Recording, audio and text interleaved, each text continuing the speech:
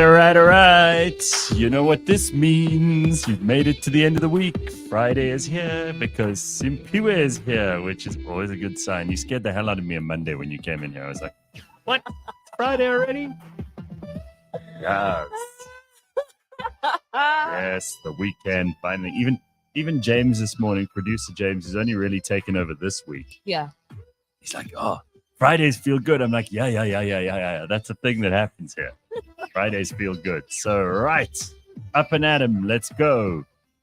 I have noticed, I mean to depress anybody, I've noticed it's getting darker much earlier. And it's been a bit chilly. It has. It's actually been, there's a little bit of a bite first thing in the morning. So just get with it. I mean, it's going to happen, right? Winter's inevitable and then summer will come again and you're just going to make it till then. No, I don't want it. Just make it till then. You'll be fine, I promise. All right. Good morning, everybody. Let's get going. We got so much to talk about today. I see Mfundo's right in it this morning with the weekend, baby. Yeah. Nice.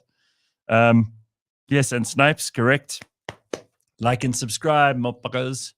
Let's get this going. JP says, whoop, whoop. Few more hours and then we get to chillax. Yes. What are your plans this weekend? Got some fun? Going to the zoo. The zoo. Don't judge me. No, I'm not judging. Judge me. Like, I have not thought about the zoo for a very long time. Tell me what. Neither have I, but like I Your saw. idea? No, not even. I saw this post on social media, like the Joburg Zoo is celebrating 120 years. That's so cool. they're basically like allowing anyone who was born in the month of March to go in for free, and then for everybody else to go in for 20 rand. So of course I'm utilizing this to the fullest. You are one of those people who checks out when the specials are. And yes. I think that's smart. Nothing wrong with that. Yes, so my friends and I were going to the zoo. I haven't been to the Joburg one. I've been to the Pretoria one. But you are not a big animal fan. Oh, no. But I can appreciate like art and just nature. Okay, but as long as they're behind the bars. Oh, yeah, and I'm not trying to feed them. Like, I'm also not that person. Like, I'm not like, he's so cute. Come. No, I'm like, oh, okay. That's how a tiger looks like. That's how a leopard looks like. Okay, you know. Sure. Cool. And then okay. Keep it moving. No, that's good. That's good. I'm happy with that. Yeah. Imagine Simphiwe in front of the polar bear enclosure. Now, well, you get two kinds of people now, right? You get people who are okay with zoos. Yes. And you get the people who are like real animal activists and they're like, zoos are evil. We must shut down zoos. I always want to remind those people that just because you might be rich enough to travel the world to see an actual polar bear in its natural environment, there are lots of kids that if there wasn't a zoo, I mean, I remember when we were kids, we did a tour to the zoo as part of our school, right? Yeah. And we went to the Pretoria one that you were talking about. It was the first time I'd seen a lot of those animals. Yay. And I think if you're a kid and you've never seen certain monkeys before, like it's fascinating to you as a child. And it's always the monkey cages that are the most exciting because we see ourselves. We're like, those things are like behaving like us. And we are more closely related to them than anything else. So it's bound to be the most popular exhibit at the zoo. I always hated the reptiles. I still do. But if I hadn't gone there as a small child, I mean, you're not going to see half these creatures in your life in the wild. I mean, some of them are very, very difficult to find. Oh, yeah. And I don't plan on being in the wild. So where they can get you. I know, right? Because I am meat. I am fresh meat. And they're like, oh, honey, you know, you look like a new challenge and I can't do anything about it. So I'd rather go to the zoo. And also I've been to, is it the bird, what's it called? I think it's in Rosebank where they just have the birds. I've been like to an aviary or a that was also nice because then I saw all the different kinds of birds out there, and it's like you learn about the animals more in detail and you know what their names are, and so it's like I will do things like that and then come back home. You're always up for an adventure, and I think the other thing that zoos do that people have to take consideration of, because TL's just said it as well, is that zoos are now part of a massive conservation effort, and they do a lot of research at zoos. A zoo is a place where people who are studying zoology can do their thing. learn about the different animals, see them, observe them at close quarters. It's the kind of thing that, nothing's ideal. I mean, for example, if you're an anthropologist and you go harassing some poor island tribe because you're studying them. Oh, wow. Is that any different to a zoo where the rest of us go and watch animals? No. So I think they serve a purpose. And I really don't want to be one of those people who's fighting about zoos and where they fit into things and whether we should, stop going there. Or I don't have a strong view either way. And I'm not like going to suddenly become an activist for any of this stuff. Although a lot of people I know are. So what can you say? Sim, you should come to the Cape Town Aquarium. Oh, hang on. You go up the cable car aquarium and go on the big wheel in the waterfront for free on your birthday. That sounds good. You 3 activities, Simphiwe. You used the word free, and Simphiwe was like, I will figure a way to get to Cape Town so I can use those 3 things for free. Yes, and my birthday is on a Thursday, and then that Friday is Good Friday, so it's a long weekend. So I could probably, Listen, that's a good point. So everybody take out your calendars because this month is just insane. Yes. Okay, so first things first. We've got a public holiday on the 21st, okay? Mm-hmm. That means there's no work on the 21st, Human Rights Day. That's a Thursday. Yeah, boy. Then that means the Friday people aren't going to go to work. Forget it. It's not going to happen. And then, that turns into a long weekend. So Thursday, Friday, Saturday, Sunday. Mm-hmm. People will take off the Friday, even, Then the next weekend, which is the last weekend of March, is Easter. Yes. So Thursday, which is the birthday. Yes. Then that's the 28th. Then the 29th is Good Friday. And then you've got Easter Sunday on the 31st, which means Monday's a holiday too. So you basically, if you're really clever about this, there are 2 long weekends coming up at the end of March. And then April, which is usually a mess, is not so bad.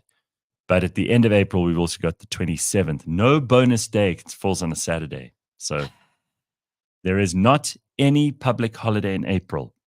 But then usually you have 2 April, in May. Yeah. Well, yes, because we'll have it be not 2. Come on. The one day you have to vote. That's not a day off. Some people just sit at home, but you have to go and vote on the 29th of May, that is.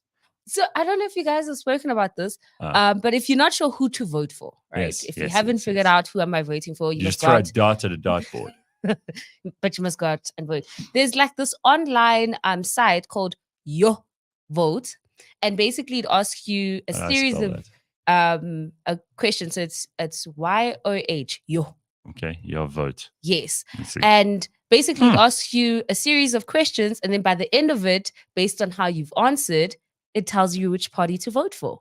Okay. So if you don't know who to vote for, try Find your political match. All right, I'm going to do this quickly. I know we don't do politics on a Friday, but let's do this live. Okay, let's go. I'm going to start this and we'll answer. And I'll tell you my answer because I've also...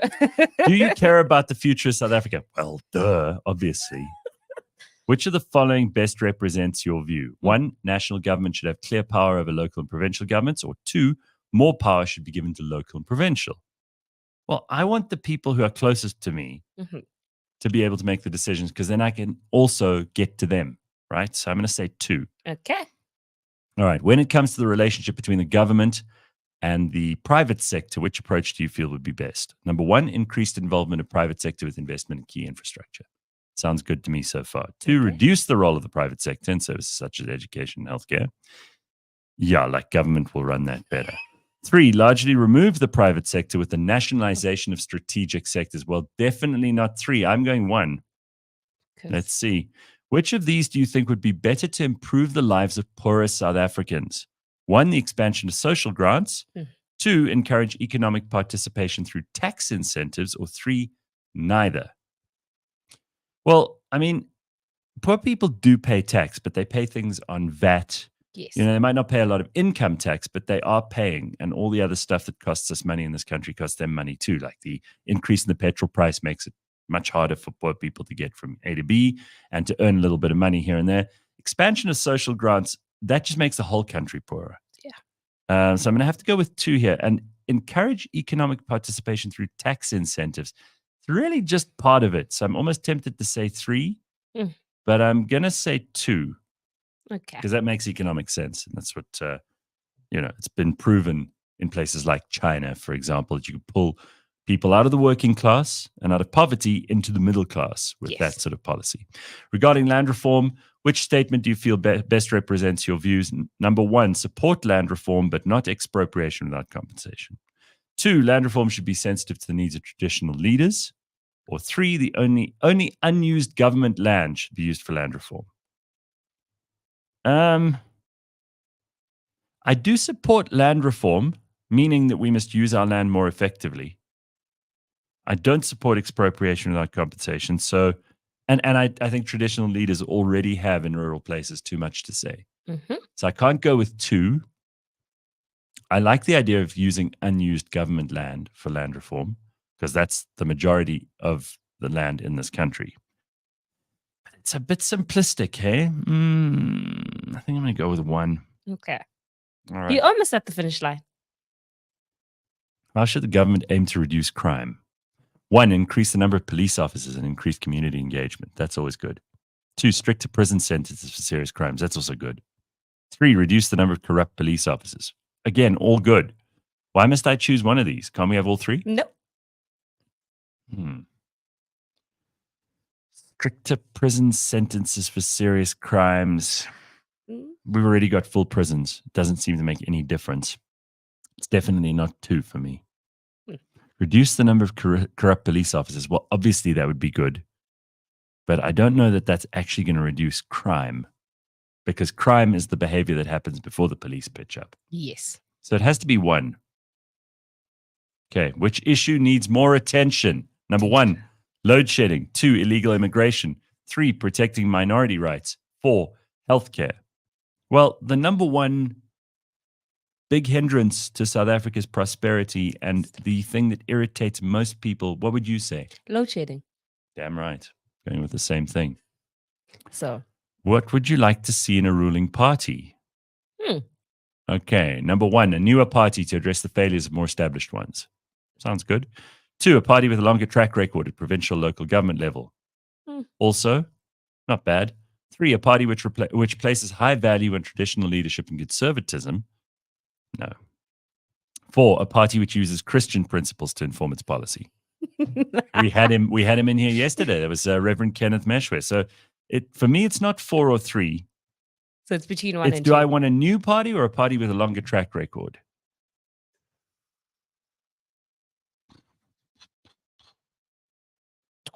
See, there's some good new ideas.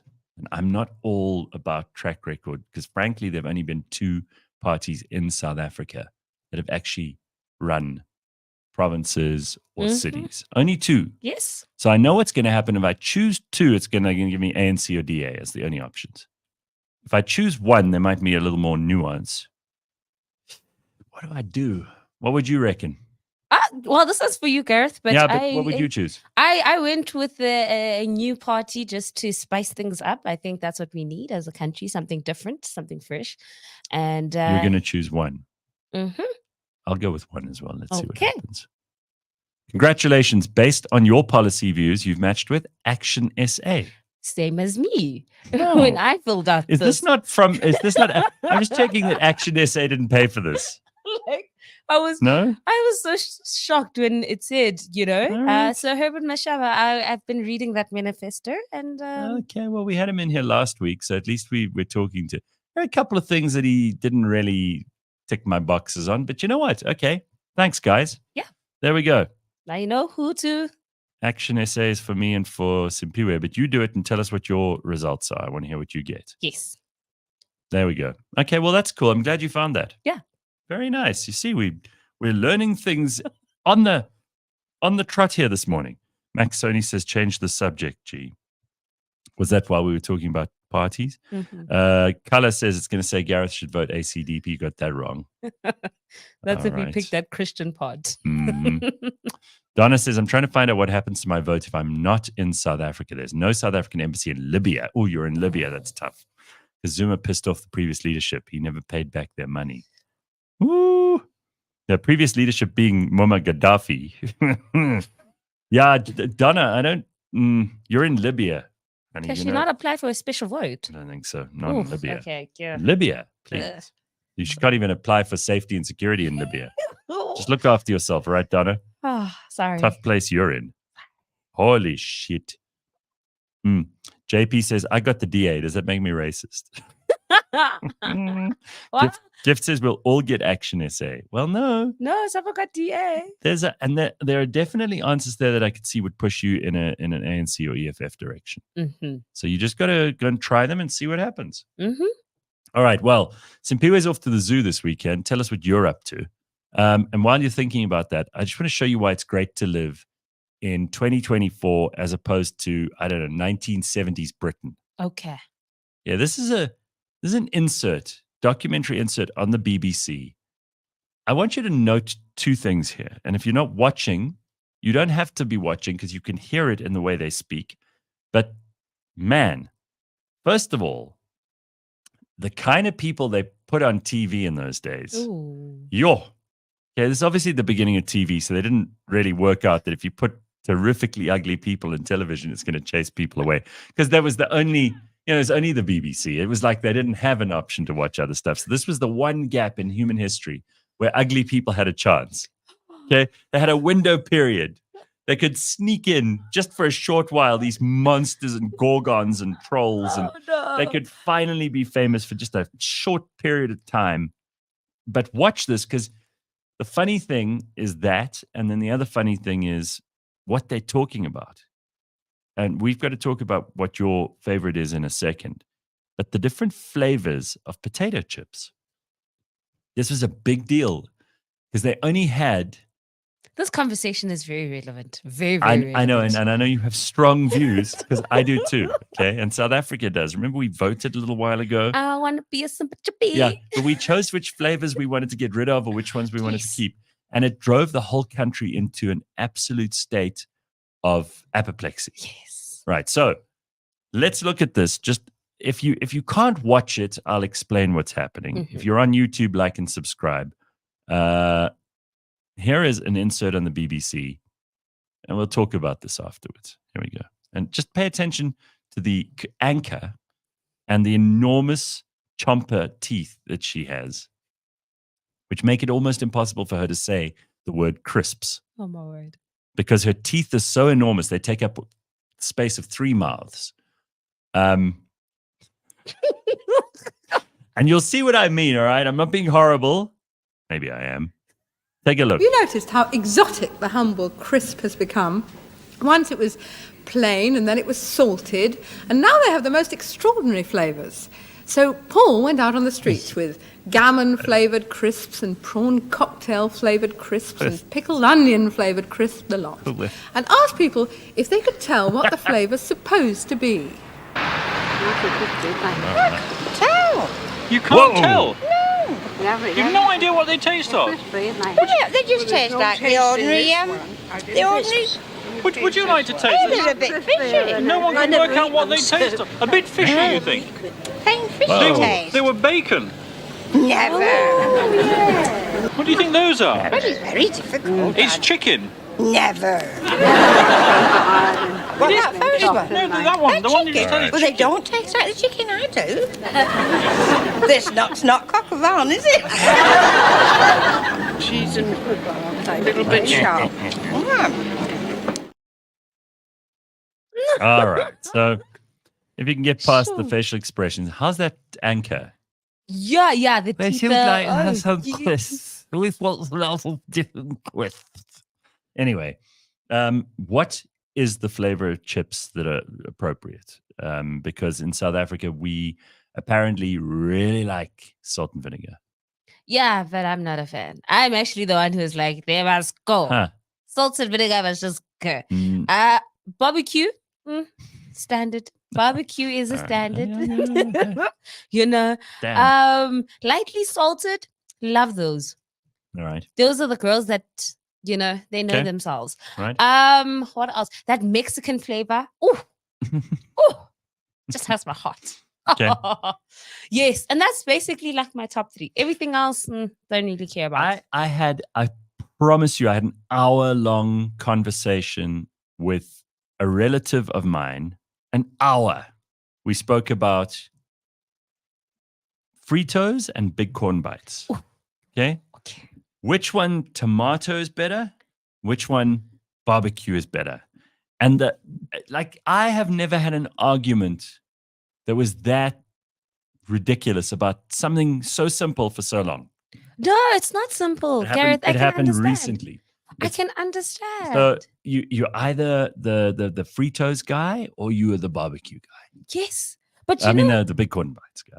I can tell you one thing. Every time, like my friends and I like link up and we're like, "Oh, I'll get snacks. I'll get this." It's an argument because some people be like, "I want Doritos and I want Lay's. That's I want one. this," and then it's like, "Excuse me, we're not getting Lay's because they only give us 20% of the chips, and then the rest is air." And then, when it comes to the actual flavors, when you're like, "Oh, Doritos," then people are like, "Oh, I want the blue ones. Blue ones. I want the the spicy ones. I can't tolerate spice. I don't touch the cheese ones. I touch the blue ones, but not the cheese ones. And I do like the salt and vinegar. Sorry. In fact, sometimes I have such a craving for that. Yeah. You know how, like, for example, again, when you talk about snacks, we need snacks for a party or whatever. Yes. I automatically think of chips and everything else is way down the line from that. Sweet things, whatever else it is. That's the number one go-to. No. So these are a big deal to South Africans. We can't ignore it. People would rather argue for an hour about what chips to buy than which party to vote for. Oh, yes. Right? That is so true. Damn and right. they'll even tell you the exact kind of snacks. I'm the opposite with you. So the first thing I think of is sweets. So I'm the person who will always bring like the packet of sweets and stuff like that because I know everyone buys chips. Right. Like that's one department that we never need to stress about. But then there's never anything else on the table. So it's like, I'll bring the sweets and maybe the biltong and we'll see what else we get because snacks are important. Listen, this is funny. Tracy says, good Lord, that woman in the clip could climb a tree without using her hands. Louis says, she looks like a nice Buerta impersonator. Nico says, Crisis, that lady could take a bite out of the atmosphere. God, people are horrible. She should be on the BBC Earth with teeth like that, says Viasen. Beautiful. All right, and then obviously it's very quickly turned to a discussion around chips. So we got Ghost Pops, we've got salt, just salted. They're purists here. Judas says Lay's sweet Thai chili. Okay. Donna says barbecue. Gift says bring back salt and pepper flavor. Oh, is this before my time? No, those were not so long ago. Just like 4 years ago or so. I remember those. Joking Atheist says Creoles with a goat. Boiled prawn shack says chutney, salt and vinegar, smoked beef, and or cheese and onion. Cheese and onion, yes. Underdog, yes. Okay, you see, like huge controversy there. You want to start an argument this weekend, bring up this chip thing. You may think we're just talking nonsense today and that we've because Fridays are fun and light, we've gone so fun and light, we just don't even know what we're talking about. The reality is people have extremely strong views about this stuff. Yeah, I can't do without chips. It's the only thing in terms of like snacks and food that you shouldn't eat because it's just bad for you. It tastes so damn good. I have to. That's the one thing I wouldn't give up. So, all right, very, very good. And just to go back to the voting quickly, this is interesting. Donna says we have to go to Tunisia to vote if you're in Libya. Ooh. But I have school and we as teachers have special police protection wherever we go. You see, I told you. Some of our kids' parents are delegates. Yo. So, I mean, you can't go to Tunisia. That's a long way off no matter where you are in Libya. That's not easy. And then Lubabalo says he did the Yo vote. I got DA. It was on point. It's the party that I'm going to vote for. So I think this thing might be quite accurate. And it was only, 6 or 7 questions? Yeah. Not a lot. Not a lot. It's not going to take you a long time. But still do more research after it's picked the party for you. Read up on them. You know? Louis Kutsia says, sweet chili Doritos, the blue packet. Yeah, I'm with you on that one. But would rather have biltong than chips, says Joking Atheist. Yeah, but that's expensive now. Yes, sus. But also, just like chips, biltong also have like levels, okay? Like, let's be honest, the best biltong out there is from the racist shops. And if you don't know where to get it from, if you can't smell that racism as you walk in, it's the wrong one. It's not gonna slap. I'm sorry. It's not, it's just there. It doesn't have that thing. So even biltong, there's You have to fight for the best stuff in life. I know, right? Nothing is ever easy. Yeah. So, ish. They don't make it easy for us. Yeah. They really don't. Yeah. All right, very good. We're done with that. We got to get to Ben and talk to him about some sport this morning. We've got so many things to still get to. And also a little bit of news. There's some stories that we must pay attention to in the news, but I had to show you those women in Britain. Yo, it's hard, man. Hard life. We've come a long way. I was going to talk about a Gen Z blindness epidemic, which Yes. Simphiwe has. She's gone to a research site. Of course.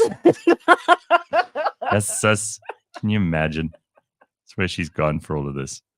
So I'm just waiting for that. That's obviously going to be terrifying news for Gen Z. And Bekele says he's been working from home for years because of the terrible state of the SAPS building. So instead of fixing the build, well, I'll tell you the whole story. I don't want to spoil the fun. Also, there's a K-pop star I've never heard of who has had to apologize to her fans because she has a boyfriend. Yeah, because if you think you've seen Childish and Immature and Arrested Development in your life, you haven't until you've seen K-pop fans who are perpetually stuck in infancy, from what I can tell. But it's going to be interesting. I'll tell you the story and you can make your own conclusions. And then the US library that accepts cat photos in place of fines must be run by an old cat lady. That's all I know. I just did want to throw this in. This is kind of funny. Apparently, there's a story that in 2011, Ed Sheeran was earnestly trying to break into show business. Okay. And his agent scored him a decent gig at the relaunch of a place called the Cuckoo Club. With media interest at a high and the release of his much-anticipated Plus album, which became a massive hit, it looked like he'd be a perfect fit. But initially, after agreeing, the promoter saw a picture of Sheeran and called his agent back to say, absolutely not. We can't put a ginger on the poster. He was rejected. Just back based in on those looks. Exactly. So they said they'd go with Basement Jaxx instead. They cast him out because he's a ginger. How's that? So And people think they have it rough, hey? discrimination is a real thing in 2024.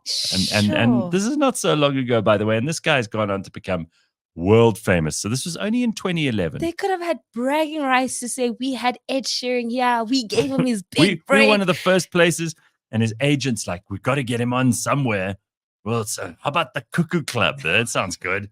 They don't sound like they'll be too difficult. Meanwhile, No, they lived up to their name. They damn were right. cookies. All right.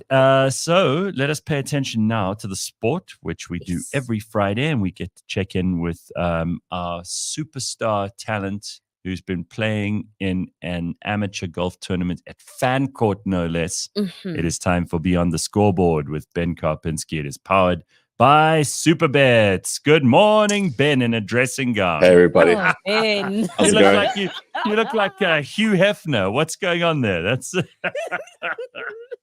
This is me, guys. Good This stuff. is me. Outside of the studio, most of the time I'm actually in a gown. Huh? I like the soft sort of texture. It's comfy. It's me. It's where I am right Very now in good. my life. It's just the appropriate attire. Sorry, I probably could wrap up a little bit. Yeah, guys. Yeah, Look so- forward to. please. I mean, the rest of us are at work. Yeah, that's fine. But I mean, you don't exactly listen to this show for anything normal, do you? So I'm going to No, cut right that's to the true. chase, guys. I'm going to cut right to the Yes. chase. Unfortunately, I'm not going to win. I'm not going to be the world Oh, champion. Ben. The last 2 days have really not gone to plan as far as being my best. Yeah, it's been hard. Like, it's been really difficult. I'm not going to give you a single excuse, but I think it's actually been really, really, like, probably the greatest sporting experience from, like, me personally involved in my Yeah. whole life, because I didn't know golf could ever be this difficult. And I think I've done particularly well to actually just stay in the game, so to speak. So I'm currently 14th out of 41 players. That's really good. Going into the final round. Yeah, I've just had opportunities, but it's just so incredible how BMW have essentially, I mean, I said this going into this tournament, they are giving you an experience to be a professional golfer for a week. And then you Mhm. get here and it's like, you cannot actually comprehend the attention to detail and how every single step of the way you feel like that is the reality. So you get into the first tee, and there's a person announcing you, from South Africa, Ben Karpinski, and your players are also here to win. Not a lot of conversation, which I find amazing. Normally, when you play in golf days or even social games, you're going to have to make chit chat along the way somewhere, right? I haven't had to do that for 2 days. It has been absolute bliss. I hit my ball, I can walk, and you don't actually have to chat to anybody. It's introverted sporting like paradise, because I've mostly been playing with Asian people, and they don't really speak the English, obviously. So there's been a few key polite words here and there, like good shot, thank you, whatever. Otherwise, you can just play and just walk. It's amazing. I've got one of the best caddies I think I've ever had, a guy called Warren here, who has huge amounts of belief and patience in me. And I think the biggest downfall this week, and if you are a golfer, you'll understand this, I've actually hit about 6 or 7 genuine shanks. Like, it's just it's just gone so badly that's awful at times. But it was cool. It was cool to actually play with like crippling nerves, because you want to do so well. And prior to maybe 6 weeks ago, I only play golf like maybe twice a month, which isn't enough, obviously. And then I started practicing, I started raising my expectations. Obviously the weight of the show behind me, I want to do you guys proud, all those things. And there was times where I've never been, like 2 weeks ago at the Vic Falls, when you stand at that bridge swing, that gorge swing, I felt like that on the golf course for many, many, many hours. And it's the weirdest feeling, because all you're doing is hitting a ball, right? All you're doing is hitting a ball. But the nerves in the first day in particular were so hectic. So I've got a completely new appreciation. I already had a high appreciation for professional sportsmen, what they do, delivering BMT, composure. Yeah, it's just been one of the greatest experiences. I mean, off the course, this whole BMW event is like, it's the reason why they call it a once-in-a-lifetime event. Gary was here last night. He actually hoisted an Asian woman into the air as she won a prize. Effortlessly, without skipping a beat. Here's the rankings here. Look, there's Ben at number 13 on this. I'm pretty damn good. Currently 13th, but there's been huge drama because obviously there's 3 players per country. So going into the final round, South Africa, we were tied 6th, I think it was, but unfortunately, one of our guys got disqualified because he signed for an incorrect score. As in, he got a 4. His marker thought he had a 3, and then he didn't double check it, and then he got disqualified. So we're out of the team race, which sucks. So basically, there's no prizes here unless I shoot the best score of my entire life. Which, I mean, this course is a beast. It's really, really difficult. We're playing the Montague course at Fan Course. If I shoot the best score of my life, I might get into the top 5 today, which is obviously what I'm hoping for. Yeah, there's me. First day was so shit, and then yesterday I had much better patches. And then I had Daniela walking around me yesterday. My dad was here on the first day, which was amazing. So they really enjoyed it. Daniela joined me for the Karpinski team. Yeah, I think Daniela joined me for like 6 holes yesterday, and those are the 6 holes I've sort of played my best, which is quite funny. She's the secret ingredient. I hope she's around today. She is. She was going to go do one of the excursions, and then she's like, "Nah, it's cool. I'll watch you." But seems like a lot of fun. Good. Okay. Well, I'm very excited. So there's huge potential for people to enjoy themselves, but most importantly, for them to experience what it's like to really be in an absolutely winner takes all competition. I like the fact that you've owned up to having reported on sport for years, how difficult it bloody well is when you're in those sportsman's shoes. It's awesome. Yeah. I mean, look, I probably make the error of always hyping things up too much. Like, I'm quite an emotional person when it comes to anything sport, and I just got here. Like, I'm so excited. I'm still so excited. It's the last day, and I'm still so excited being here. And it does kind of play up to stuff. I've lost quite a lot of balls. But I mean, yesterday on the 18th hole, I was going for par 5 and 2. I hit it, but it just went into the water. And then I proceeded to hit the next 2 balls into the water. And maybe like 6 months ago to a year ago, I might have thrown a club. I might have just wanted to stop playing. But I was like, okay, well, the next hole will be better. So this tournament's actually showed me how mature I've become in the last 2 years. Good. Okay, well, this is all very, very impressive. And I think there are some people who are sniping from the sides. Carl says, I had so much faith in Ben. I'm so disappointed. Ben, the Proteas of Cliff Central. Carl, I went full Proteas on day one here. It was the weirdest thing. But yeah, at the same time, screw you. But I agree with you. This is why I open up with this. I hide nothing, Carl. I hide nothing. No, clearly, that's what people are also talking about with your dressing gown. Bronwyn says, while Ben's dressed like that, do you remember the TV show Tropical Heat? What a show.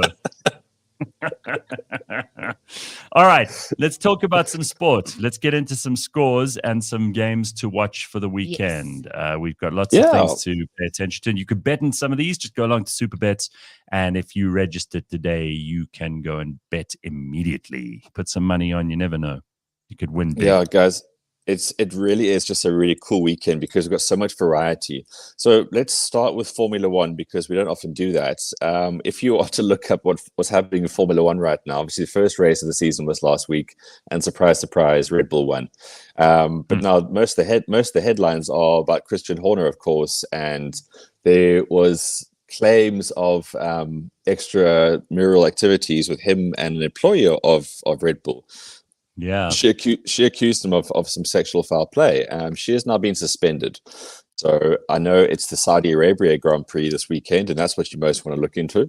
They'll be testing today on Friday, and then the race will obviously be there on the Sunday. And the female employee has been suspended by Red Bull. So that's pretty much the biggest story within the Formula One right now. So we'll kick on from there. There is Test cricket on the go. Now, we spoke about this a couple of weeks ago, that, obviously the really rich cricket nations, they get to play quite a lot of Test cricket.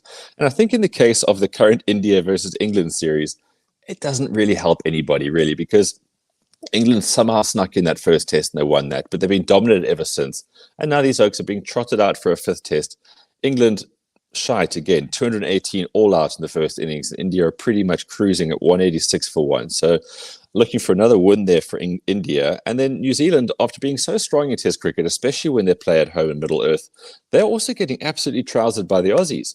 So they're 162 all out yesterday. Australia 81 for 2 currently. So you've got that to look forward to over the rest of the weekend. But I think it's going to be quite one-sided again. And Australia, to their credit, I guess they do live so close to New Zealand, so it's almost like a neutral activity, this. But those two teams are looking really, really strong. In the UFC, well, everyone's talking about UFC 300. Is Dricus and Adesanya going to be the late sort of inclusion on that? But I think a lot of people are overlooking just how good this UFC 299 card, which is happening this weekend. We've got Sean O'Malley versus Chito Vera. Now, Sean O'Malley, whose record is 17-1, as in he's won 17 and he's lost 1. He believes he's been unbeaten because the one loss that he had was when he actually got injured during the fight and he couldn't continue, and then the guy basically just ground and pounded him. That guy is now fighting him for the title, Marlon Vera.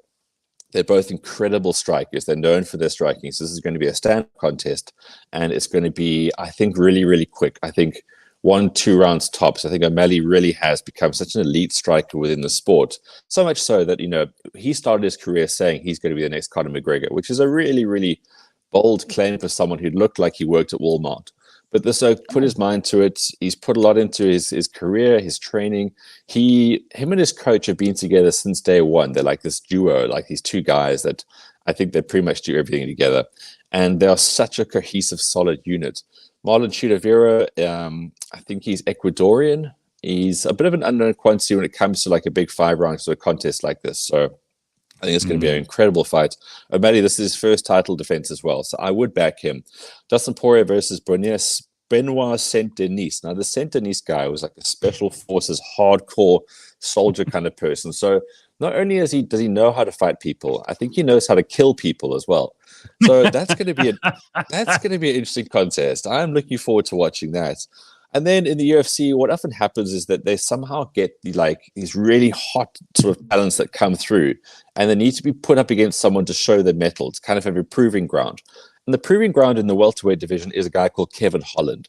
He had an amazing streak at one stage. Then he just fought really, really strong guys and just beat them. And got beaten by them.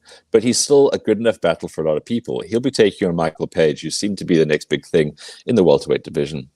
I don't know about that, but we'll see after this one. And then Gilbert Burns versus Jack Della Maddalena.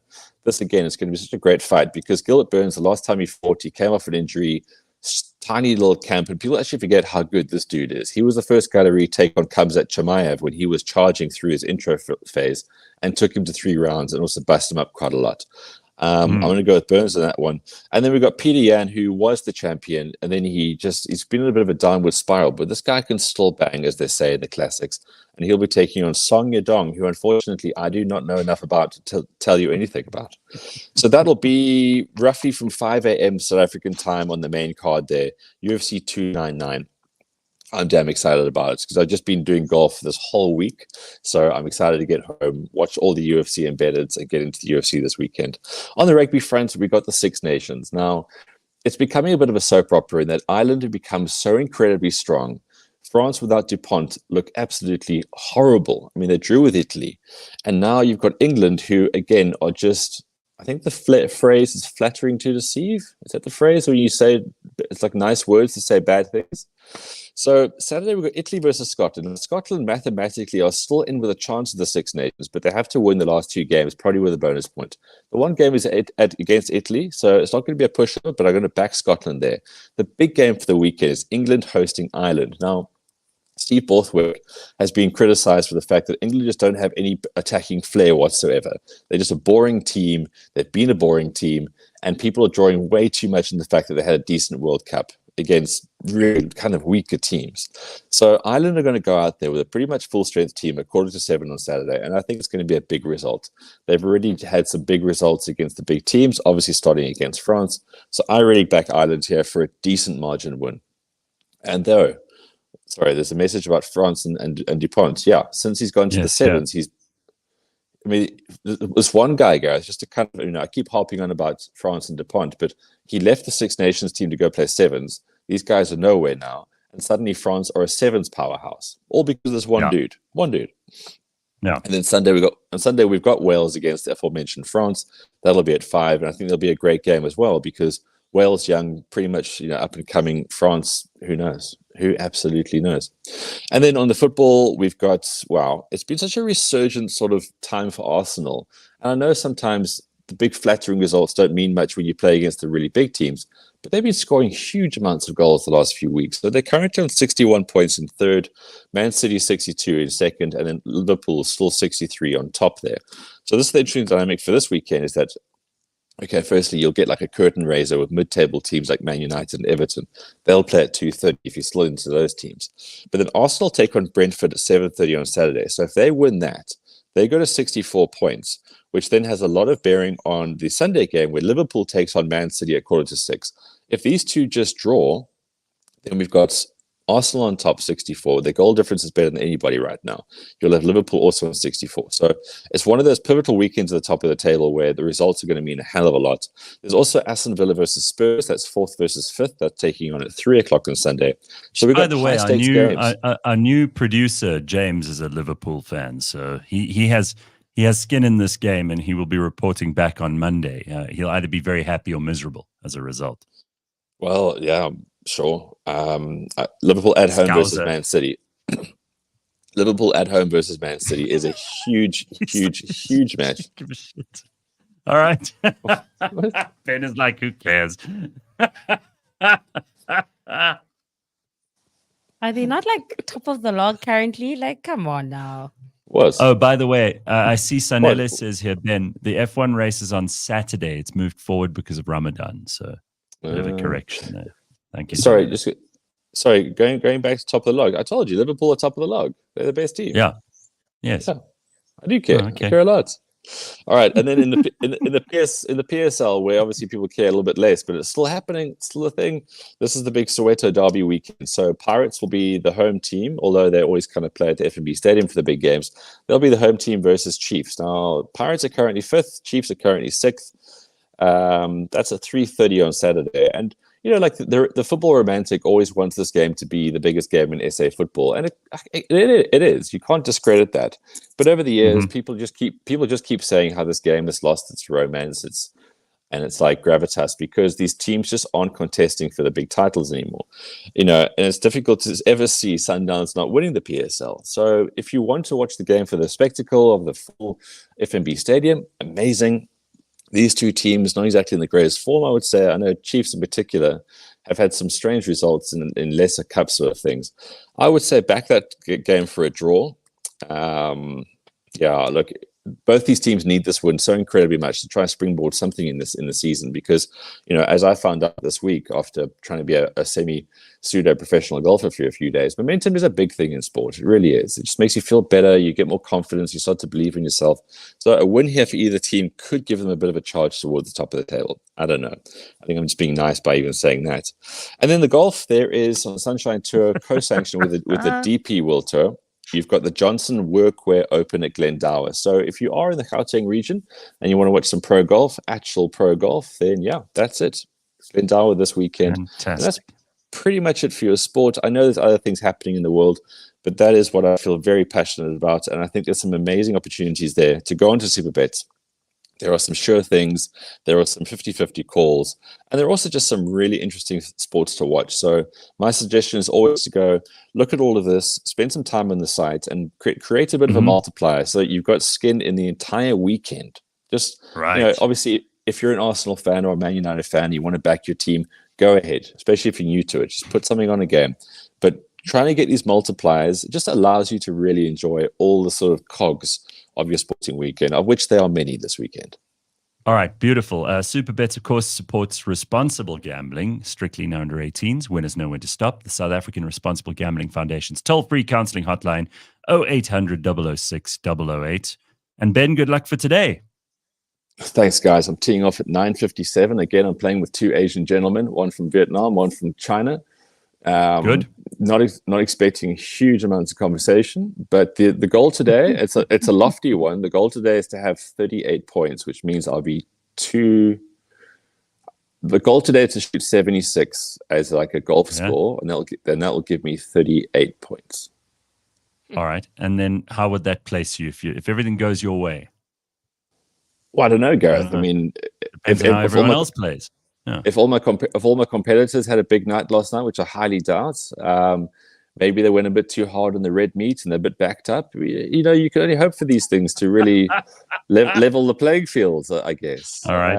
Okay. Also, this is the first time. So, including the practice round, you play 4 rounds in a row and you walk like you're not any of those cart thingies. So. Another thing that I'm really happy about this week is that I've altered my training so that I can be as pain-free as possible. And going into the 4th day, I feel amazing. I've been doing cold plunges and steams and like wind-down sessions because at Fancourt, you've got the best facilities you can think of. And Daniela and I have been having interesting conversations with new friends in saunas. We've been getting people into the cold plunges here. It's just been such an incredible event.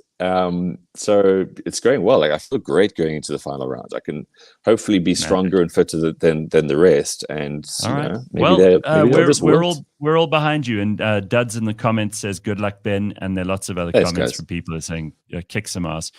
We will see you next week. I will be in studio without the trophy, but I'll be in studio. So yeah, awesome. All right. Well, we haven't given up yet. I mean, they could all just completely ruin today and you could win. Who knows? It's possible. Yeah, or maybe there's some sort of, maybe garden root ostriches will infest the course and attack people. Who knows? You can never... Who knows? Who knows? Who knows, Gareth? We live in hope. It's very exciting. All right. Thank you, Ben. There we go. Ben Karpinski, live everybody. From Fan Court. Ciao. Bye. All right. And we've still got a couple of minutes before we get to 7. Mm-hmm. I want Simphiwe to just tell us, please, about Gen Z blindness. Apparently there's an epidemic, and I didn't want to throw this headline in there without giving you the real story. Yes. So what do you got for us? Because every week I need to go and do some research and find a new study. A new study suggests that Gen Z are now facing a blindness epidemic. It has been revealed that nearsightedness has increased by a massive 59% in can Gen I guess Z. This is phones. Yes. Yeah. This is the reason why. And this is in the United States. So this was done in the United States. They say by 2030, it's going to have gone up to 40% of the world's population. And the top eye surgeon has definitely come out to say the reason for this is because kids are not going out and playing and they're on their phones. And therefore, this has increased the blindness issue now. So please, if you have little ones, let them go out, let them play with other kids, give them a lecture about being home before the street lights come on, before you allow them to be on their phones and tablets for the whole day, because it's going to affect their eyesight. Eat your carrots, kids. Sure, but you've obviously, I was in an Uber on Wednesday from the airport. I was busy with my phone and I didn't look up. And then suddenly when you look up, you're like, whoa. Yeah. And I suddenly realized, like, actually, this is terrible. I shouldn't be on this damn thing, because you aren't testing your farsightedness. And because you're on the phone, you get kind of zooming. Your whole life just zooms into this tiny myopic space this big. Yes. And it can't be good for the eyes. It makes perfect sense. So this may be Simphiwe research in inverted commas, but sounds about legit to me. Yes. So let the kids All play, right. especially when they're young. I mean, they're still developing and you want them to develop in all the areas in a very Otherwise, good they're going to light. have glasses as thick as the bottom of Coke bottles. Come on now. Very bad. So let them eat their carrots and play outside with the other Right. kids and just enjoy natural sunlight. Thank and you. they'll get that tablet, one day, someday. Not today. So Bheki Cele, the Minister of Police, says he's been working from home for the past 4 years due to the state of the Telkom Towers building, which houses police headquarters in Pretoria. He was talking to the Portfolio Committee on Police in Parliament on Wednesday, and he referred to Telkom building as terrible towers. The Department of Public Works has launched an internal investigation into the mismanagement of the Telkom Towers complex. Last week, staff were evacuated after the building was being used and was declared uninhabitable. Can you imagine how bad it's got? And because this guy's in charge, like, if your boss doesn't come to check out your working conditions for 4 years, I mean, no wonder this country's in the state that it's in. Instead of sorting out the problem, he sits at home. You see, that's the issue right there. Like, usually when you hear someone say, I've been working from home for the past, 6 months, everyone's like, oh my gosh, like, how did you guys do that? In this case, it's just like, why are you working from home, Chief? Why are you not at the office seeing what people are getting up to, seeing their work conditions, and then just to find out that it's actually, for 4 years, people have not been able to actually work from work. Like, but you see, he doesn't care because he wasn't there. So for 4 years, out of sight, out of mind. And then suddenly Parliament calls him in to hear about this. And he's like, oh, yeah, I've been working at home for 4 years. All those poor people who are not the chief, they're not the minister, they're not important enough. And he probably had a much better office than all of them. oh yes, he was away from the danger. To a power of 10. So I'm sure he had his own little bathroom, his own big meeting room, comfortable chairs. It wasn't used. Dust everywhere. For 4 years, this place wasn't used. We're still paying for it, by the way. And then he doesn't care enough to go and check what the other people in the police are going through. No, it's all about him. So he just decides, I'll work from home. And the fact that he didn't pitch, I'm sorry, unacceptable. Yeah, no. This one is just, it's not a good look, sir. It's Disgusting. It's not a good look. Don't like it. And he has some explaining to do in terms of why did he even allow the building to get that dilapidated. Because it's also as his role is not to just make sure the country works, but to also make sure that the people that you work with are working in safe environments. And you imagine, like, police work is so demoralizing anyway. You're dealing with criminals, you're dealing with terrible situations. People are bringing their domestic violence, GBV, all that kind of thing to you every day. Being a police woman or man is hard as hell. And now you also have a boss who doesn't give a damn. Yeah. On that note, please go out and vote on the 29th. Correct. These are the kind of people that will get in if you don't vote. Sure. Right. Because what? Yeah. No. And don't vote for him because clearly he doesn't give a damn about anyone but himself. Yeah. I don't know much about K-pop. I mentioned this story just a little while ago. I don't know anything about K-pop, but a K-pop star called Karina has had to issue a handwritten apology to angry fans who accused her of betrayal and threatened to stop attending her concerts because she has a boyfriend. Okay, how old is she? Let me see if I can figure this out. South Korean singer Karina, who fronts the girl group aespa, has promised fans she will heal the wounds after it emerged last week she was dating the actor Lee Jae-wook. Okay. Some fans drove a truck to the headquarters of SM Entertainment with an electronic sign attached demanding an apology. The message read, "Is the love to you by your fans not enough? Why did you choose to betray the fans? No. Please apologize directly, otherwise you will see a decrease in album sales and empty concert seats." In a handwritten note posted from her Instagram on Wednesday, by the way, how handwritten is your note if you're just posting it on Instagram? Karina, whose real name is Yu Ji Min, wrote, "I apologize for surprising you greatly." Oh, surprising you greatly. K-pop agencies are reportedly keen to promote their stars as romantically obtainable, while in Japan, many pop stars have no dating clauses in their contracts. A decade ago, it was normal for K-pop agencies to ban new stars from relationships or even having a mobile phone. Nowadays, admissions of a relationship are considered a scandal among fans. Are all the people involved in K-pop 5 years old? Wait, this is a grown I'm assuming she's grown. I'm going to look her up. I'll tell you how old she is now. Also, but whatever her age, this is the disgusting. entitlement from the fans. Is the love from your fans not enough? No, it's not. You're not giving me the cuddles. You're not, around when I need to just vent to someone or just share cool things. Like, guys, you guys are just online. That's it. Point blank period. I'll see you guys at the concert in like 6 months' time. She has a life to live. Oh, Ibo. You guys, people. I do not know what to say about this. Okay, so this Karina is, I'll tell you how old she is. She's 23 years old. Okay, she is a grown human being. This is outrageous. I mean, it smacks of the slave trade, that you've got clauses in your contract that you can't have a mobile phone or a relationship. You're 23 years old. And these fans, they should all be disappointed. I think being disappointed, that's what she looks like. Being disappointed is going to become a part of your life at some point. You immature, dumbass, juvenile, infantilized morons. That this 23-year-old has to apologize for having a boyfriend because her fans are so deluded that they want her to be romantically available. I need to know what the mental illness here is, and I don't understand. No, I also don't understand. That is just crazy. Like, how do you think she's going to write the best music if she doesn't fall in love and then have heartbreak and have a life? Like, some of the best artists we've had, the music that they created was because they had a life and they could tell us about the drama that was happening in their life. Like, this is just what she just wanted to just be like, I love you. No, she doesn't love you. She doesn't know you from a bar of soap. I do not understand. I really don't. I don't get it. No. Don't know what this is. No, people it are smacks of stupid. No, it's entitlement. Like the love from your fans. let me just ask you again. I mean, you've got to question the sanity of the average K-pop fan. Is if this is the sort of stuff.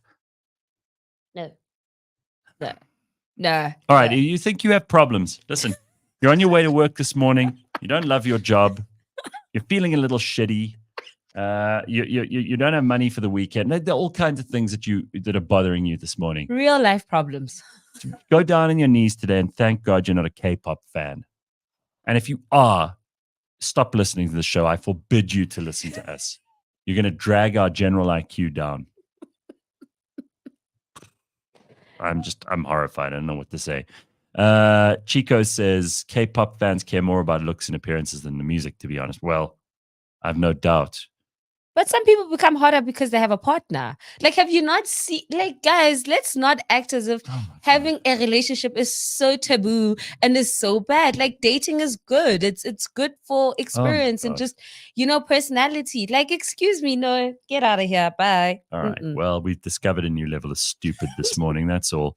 We will be back with more in just a short while, and a special guest joining us in just a little bit. Don't you go anywhere. It's Friday, cliffcentral.com. It is just after 7.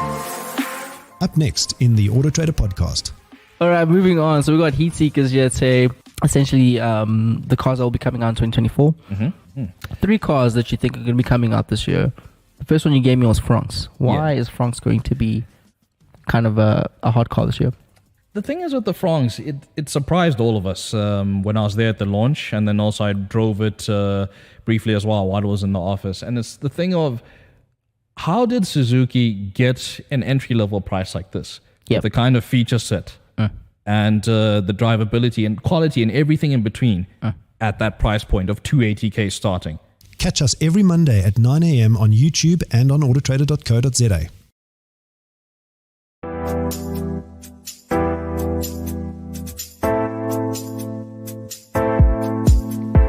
My head in the clouds, I don't know where we go. I feel like it's changed, love. I'm losing my mind, feeling that kind of love. I feel like a deep hole. You give me something that I can't give you here. Tell me what you're thinking, I need to know you're feeling. If you crush on me, you need to know my story. But don't get too close to me, cause I need my fantasy. Here I am, falling down, crashing down, and I feel like I don't need you. Here I am, falling down, deep inside, and I feel like I don't need you.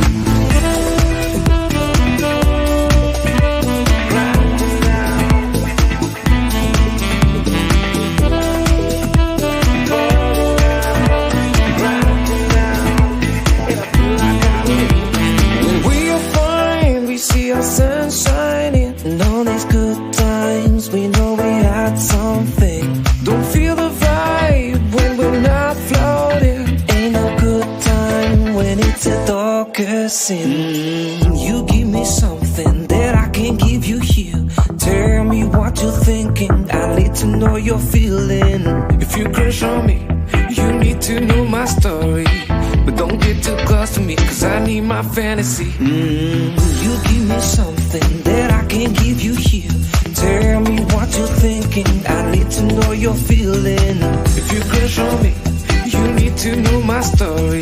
But don't get too close to me, cause I need my fantasy. Here I am, falling down, crashing down, and I feel like I don't need you. Here I am, falling down, deep inside, and I feel like I don't need you.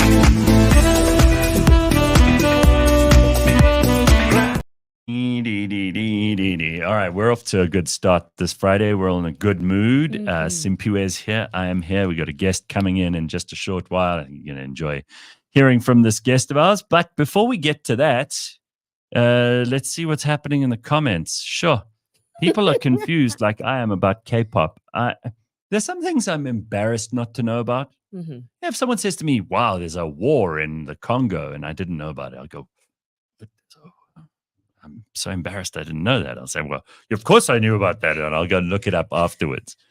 But K-pop, I could care less. Like, I am not even slightly embarrassed that I don't know anything about K-pop. Yeah, I've listened to like one or two songs and it just wasn't for me. But K-drama has got me. So I will watch K-dramas on Netflix. They're interesting. And I watch it like in the original language. And then just read the subtitles. Yeah. I can't do the whole like, and then the English, and then it's like, yeah, you are mad. No, I can't do that. So no. I don't mind reading. I watched a whole movie in French the other day, but it also had subtitles. So it's doable. That is, there's some people that like, oh, I can't read for like 2 hours. But I'm like, no, that's so easy. You follow what's happening. Because they're illiterate. It's just, Jesus. Can't read for 2 hours. Have you ever read a book? Ever? 2 hours? There's a lot of books. It's like 2 sentences. Like what's wrong with people? 2 sentences at the bottom of the screen. People are lazy, hey? No, they're are. Lazy. They are. And I'm just like, it's so much better. The experience is so much better when you just see people act and just speak in the intended language. Yeah. And that dubbed stuff looks stupid. It's bad because you see them say one thing and then English is saying something else, and then their lips are not in sync, and I'm like, this is horrible. Can't do this. Hey, here's some big news for this Friday.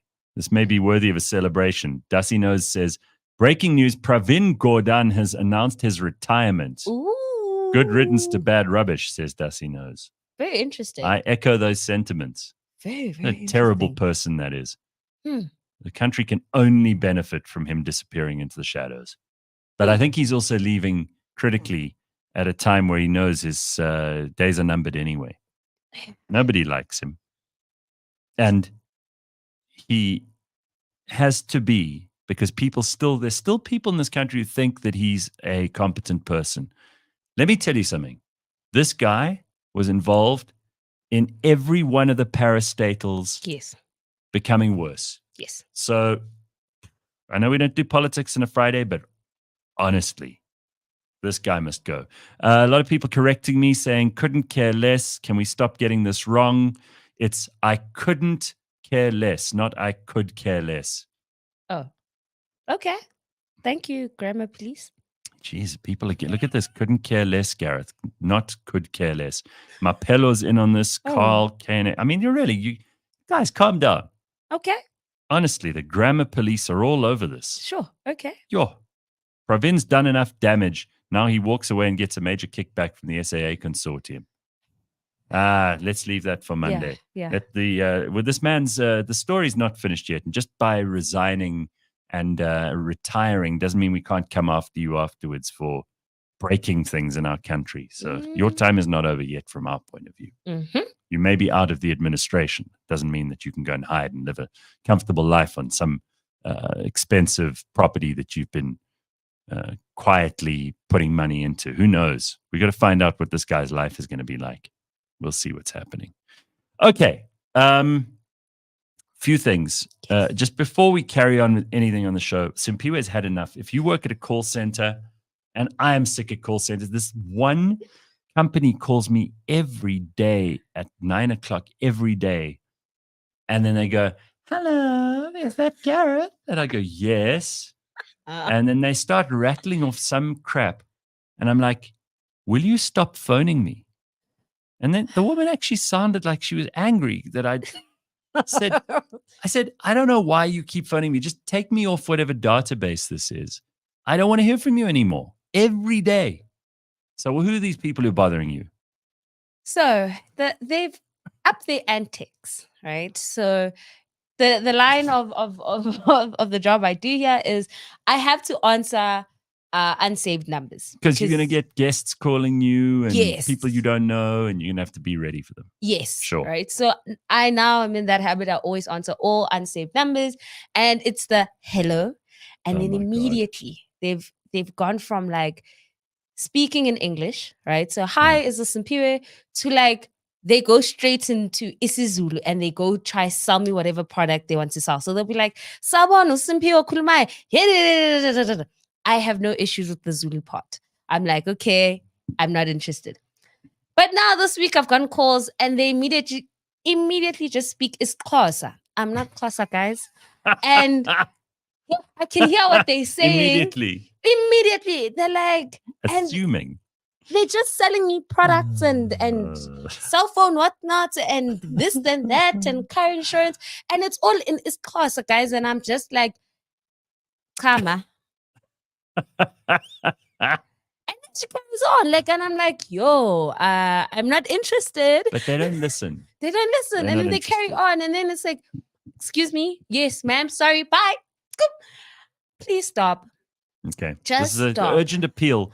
Just all that stop. Simphiwe wants is for you to just stop. Stop harassing her. Stop harassing But all let's of us. stop harassing me in vernac now. Like now I just like I thought English was bad. Now in vernac, I'm like, yo. And they're worse because now they don't want to hear anything except I'm go interested and whatnot. And I try to be All right, very but nice. Who are the people? Here's the question, because there are a lot of people here with all kinds of strategies for dealing with these calls. Sure. Okay? I see lots of things here. Sure. The reality is, like, what is wrong with the people who take these calls? When these call centers call you, you don't have to be paying attention to them. Yes. So who are the people who do? Because if everyone said, look, we're not interested, they'd stop calling. Yeah. But you know, there's some things like I remember I got like car insurance, right? And then they started calling me and I was like, what's this deal? What's that? Then I was like, And then I went back to my car insurance. I was like, hey, chief, this is what they're giving me. This is what they're saying. Like, do the right things, you know. Now and again, I listen. But Not- the one not in Benak normally. now, please stop. Like, I don't talk Xhosa, guys. I don't know that. Please, please. That's very, very funny. I'm sorry, Simphiwe. I'm sorry for your pain, but like we all have to deal with this. Someone says, stop nonsense. I hang up the phone calls immediately. Don't be rude. Someone else says, I hate them so much. I answer numbers I don't know with go and fuck yourself. Straight away. Stop. Okay, guys. Yes. I've also been that person who has to call people and my number is not safe. Please don't be rude. Please. That's Slippery Pickle says, Simphiwe, remember, they're not praying in tongues. It's just Sutu. Yeah. Guys, please don't do that thing to me. Don't do that. Don't do that. Dasino says, if I don't know your number, if I don't have your number and you call, I don't answer. It's important to leave a message. Otherwise, don't answer the call. Finish and clear. All right. Well, I don't know how to help you with this. There are lots and lots of strategies here. Maybe we do a whole discussion on this at some point, because I've told you what my favorite strategy is for this. Is you answer and then they go, hello, I'm calling from the insurance company. And you go, what are you wearing? Stop being a creep. And you sound like a total creep. And you, what are you wearing? They're going to leave you the F alone. Trust me. A creep. Stop. You're going to deal with these people somehow. No. People block them. You can try that, but then they call on a different number. That's the issue. They have all these different numbers on rotation. Like, Carl says, I just say the word puss using a Russian accent, then they hang up. You do that. rude. True caller? No, Lots I of people don't. I use don't true believe caller. in being rude. Oh, okay. So some people won't be rude. Yeah, okay, good. Because it's also their 9 That's to good 5. people. Respect my 9 to 5. I'll respect your 9 to 5. You know what I mean? Yeah, It's and it's just- tough. Let's be fair as well. It's very tough for these people. Their lives can't be easy. They're calling up people who hate them. They've already dealt with The Gareth, whole who's a time. creep. You know what I mean?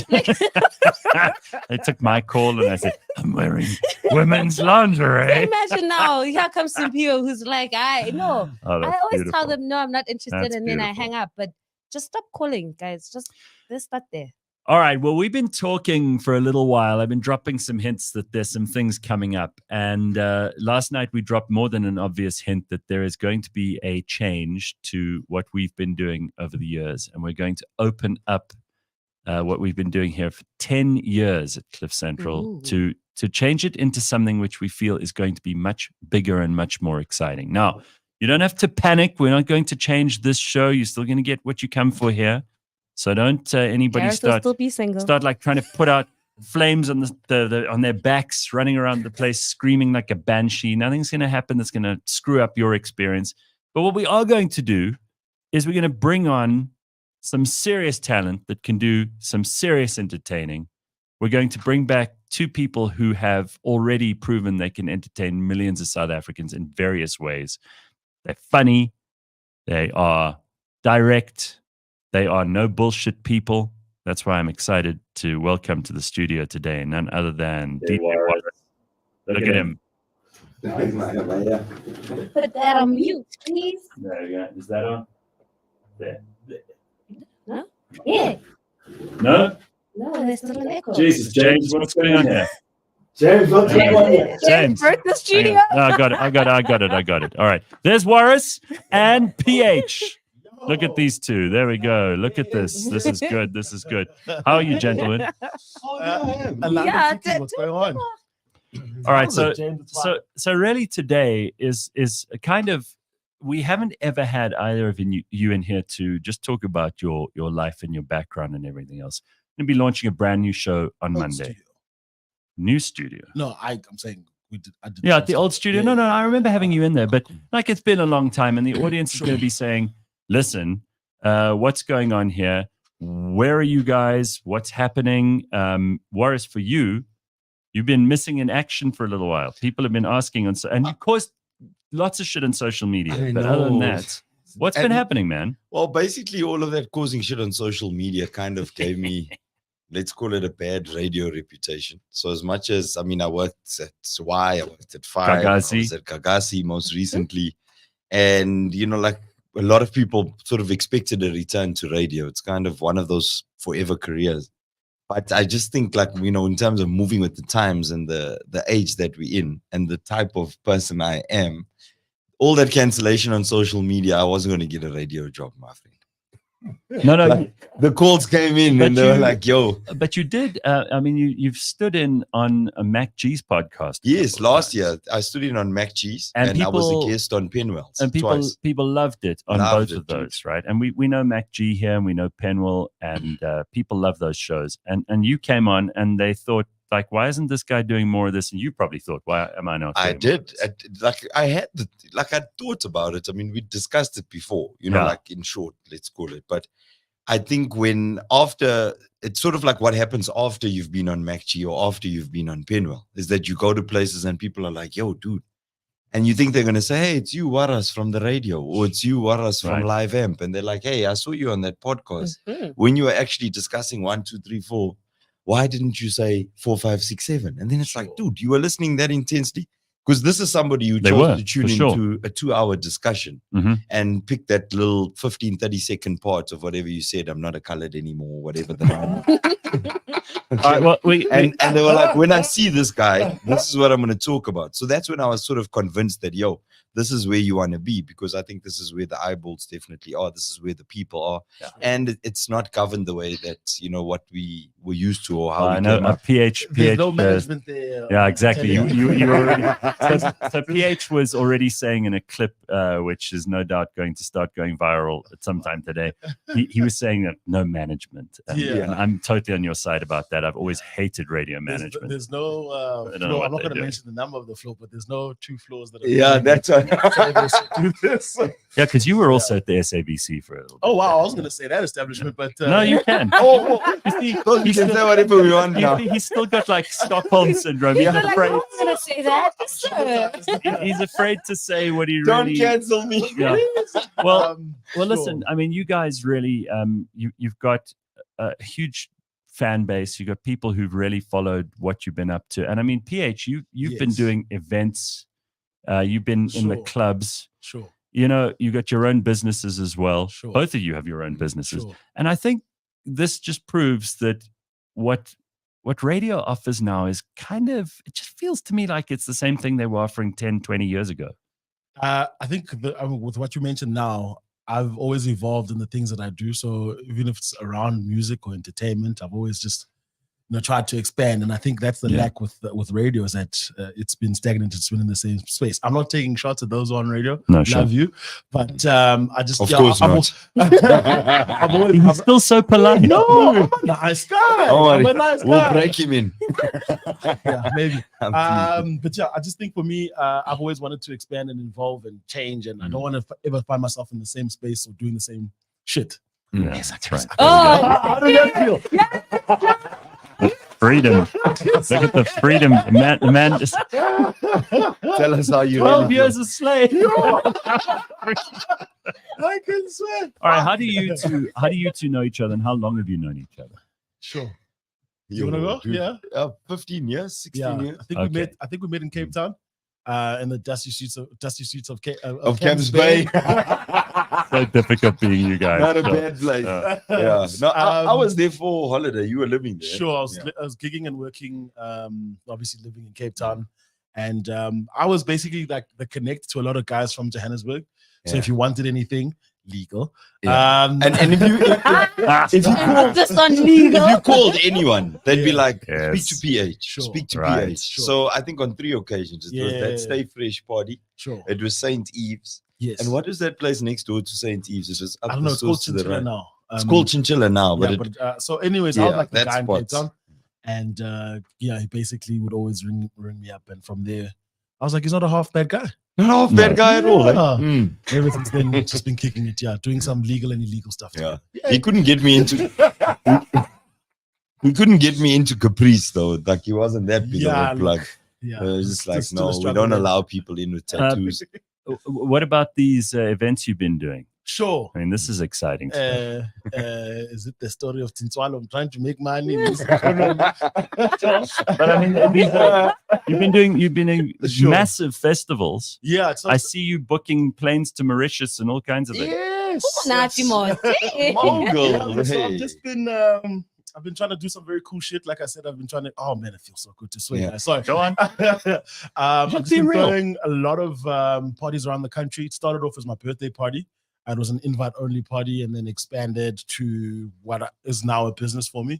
And now this year we're going to Mauritius. Yeah, taking about 500 people in June. And 6 other cities. And then we've got obviously the other staple cities, which is Cape Town, Johannesburg, Durban, East London, Bloemfontein, and Botswana as well this year. Beautiful. So yeah, we do some cool parties, man. Must come, Gareth. Must come. For sure. So Warras, back to you. I mean, you're like, this is the most interesting thing to a lot of people is that okay, so if you met someone called Warwick Stock, you'd be like, is that the government name? That's the government. That's the government name. Sure. You'd go like, there's some preppy kid who went to like a private school. He's trust fund baby. That was the thing. Wow. He wears blue blazers all over the place and chinos. Yes. So this is a very different person to the guy you are known to be, and the person who you are in real life, and the kind of thing. That's why I don't go by that name. Sure. So tell us about like your background, because I mean it's fascinating. You're like as Zulu as they come, which Simphiwe and you communicate in like pretty much just Zulu. But like, go ahead. In fact, Simphiwe, your call center topic from earlier, she called me as well, and I ignored her call. I did. You worked at a call center. You worked at a call center? Yeah. I'm traumatized. I used to be that guy making those calls, and then people would ignore me, or they'd answer and tell me to fuck off. You see, this is why I'm not rude, Yabo. I worked at a call center at. We can say whatever we want. I worked at Greyhound. Oh, the bus people. Bus people. When I was a student, so you had all the jobs. Well, early on, I worked at Studderford's, I worked at Greyhound, I worked at Vodashop. So I had like your normal run-of-the-mill student jobs, you know. Sure. Like, Greyhound was the best paying, I'll tell you that much. Okay. Like, but it was like shitty hours. You had to be there at 10 p.m. calling people. You know those buses that travel overnight? Sure. Yes. So you'd call and you'd be like, "Hi, Pilani, it's Warwick here from Greyhound Bus Services. Like, are you on time for your bus? Or we're looking for you, whatever the fuck." It was a ball like. And then I worked at another call center where I used to call and like try and get people to renew their whatever the package was. You know what I mean? Yeah. And hard as hell. Very hard. Like what you said earlier, it's a cut job. And I always think, you know, it's fine to tease these people occasionally. We all get annoyed with them. It must be horrible, soul-destroying job. Everyone you call hates you. Yes. Attitude. Everyone. Hey, but it's also like if you look at it from their perspective, what I would say to people is just be a bit patient. You know, that person's not calling you because they're like, fuck, I really want to speak to Gareth. I really want to speak to Simphiwe. That's their job. They've got like a list of numbers. They need to hit 100 a day or else they don't get paid. Sure. I don't know when last you were in Durban, but like all those pretty buildings in Umhlanga have just been taken over by call centers.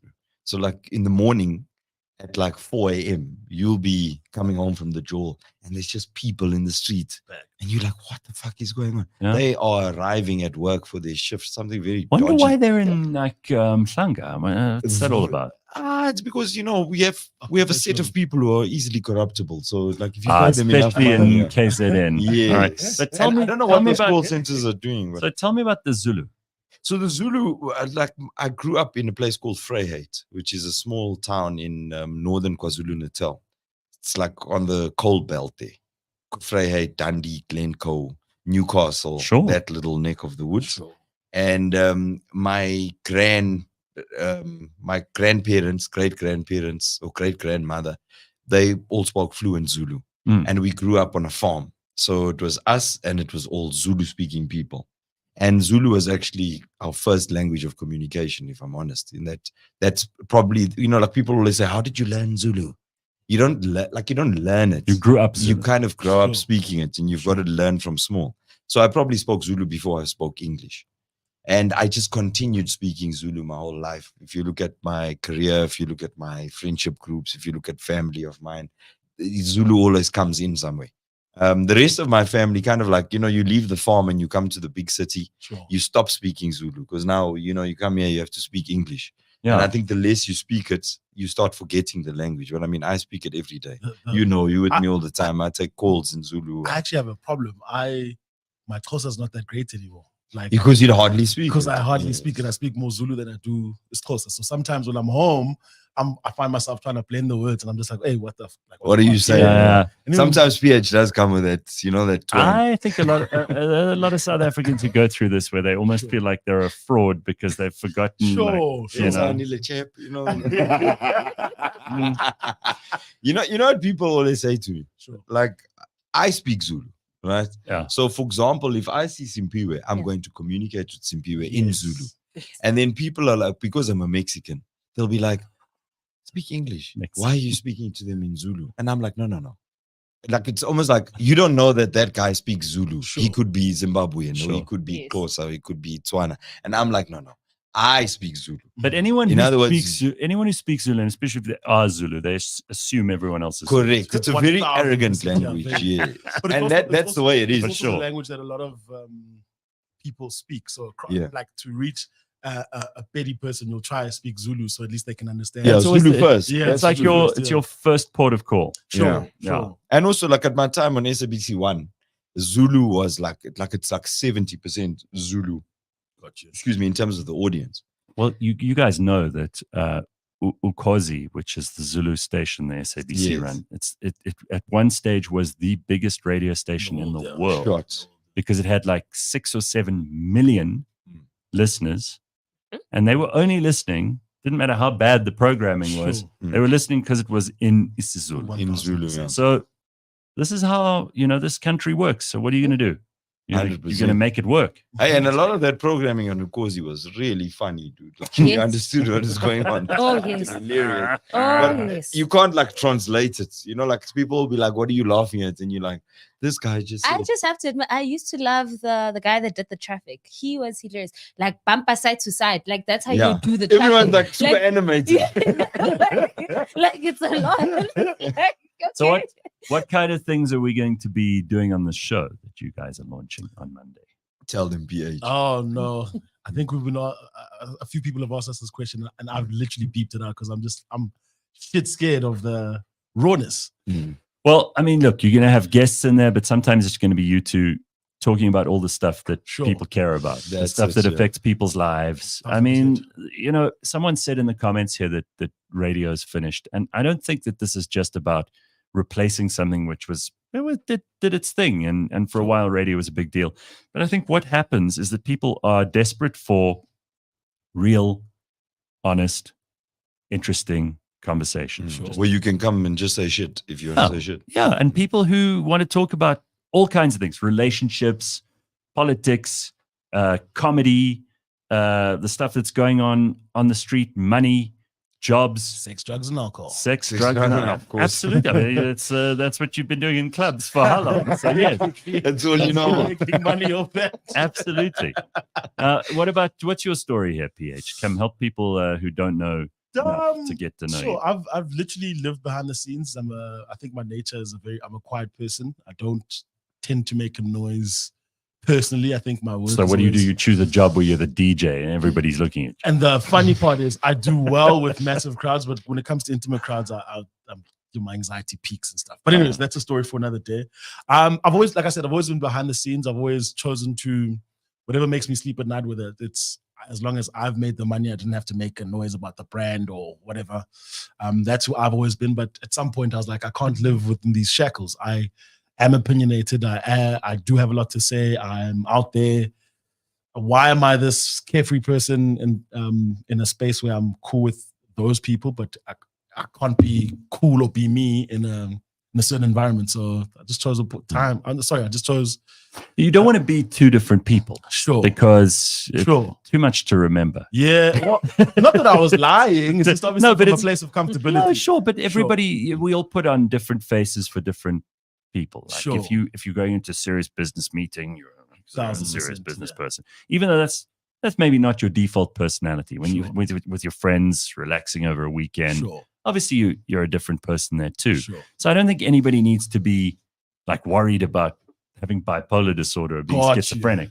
But instead, it's the idea that now, more than at any other time in history, you can afford to be you more of the time than ever before.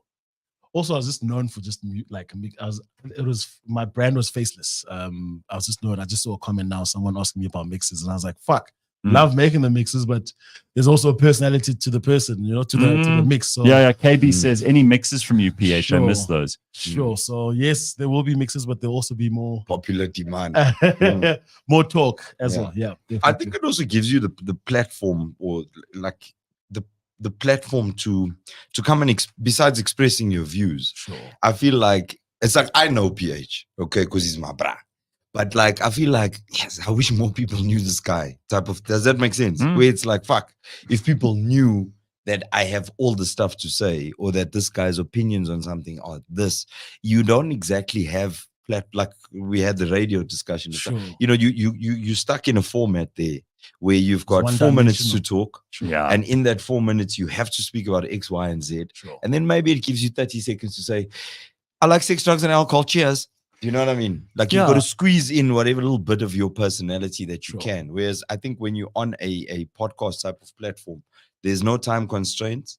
You can say whatever you want, but you can also you're imparting wisdom, you're imparting entertainment, you're giving so many more people so much more of yourself, which I think is important. More people should know you, Maza. Thanks, brother. There's a lot of love in this room between us. I think this is great. So do you think South Africans, because this is something I'm always asking myself, and we got an election year this year, so we're encouraging people to like say their say and go and participate in the country, not to sit at home and feel sorry for themselves, but to actually stake a claim in the future.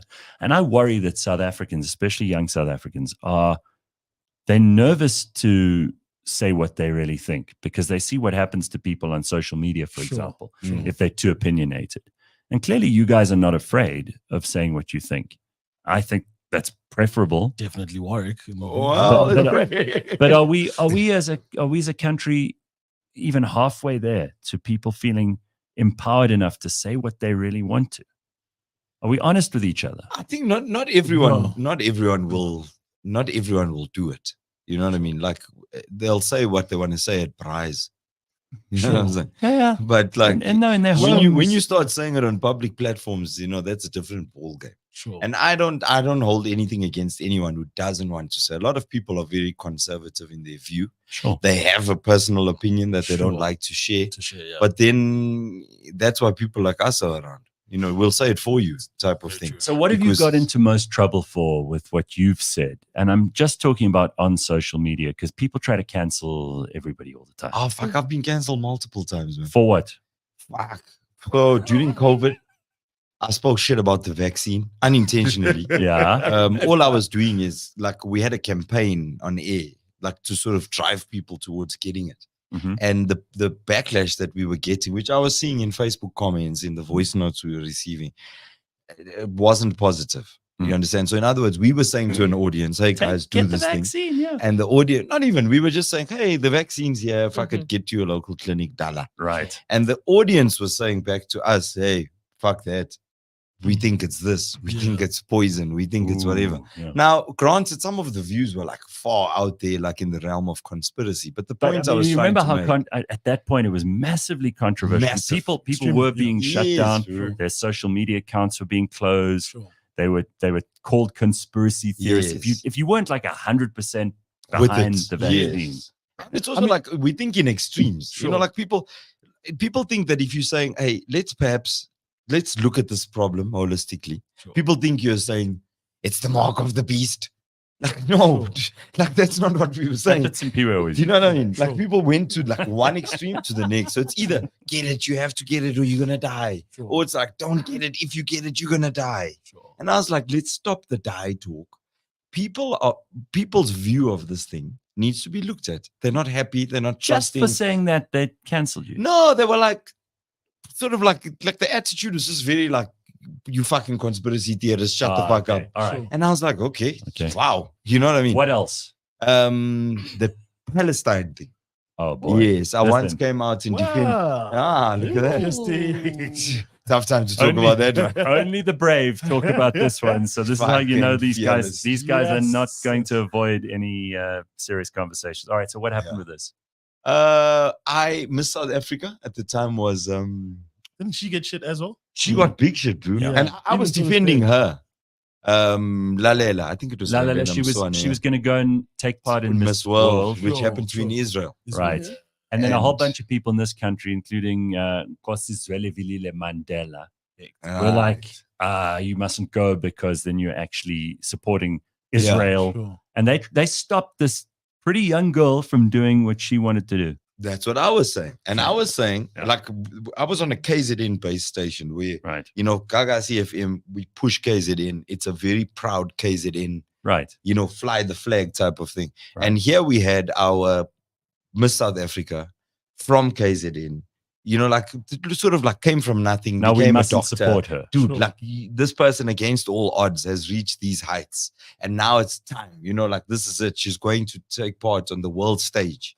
This is, I don't want to say it's a one shot, but why should she not take part? Like, why should her dreams not be valid? Because you feel like she should boycott the event because Palestine.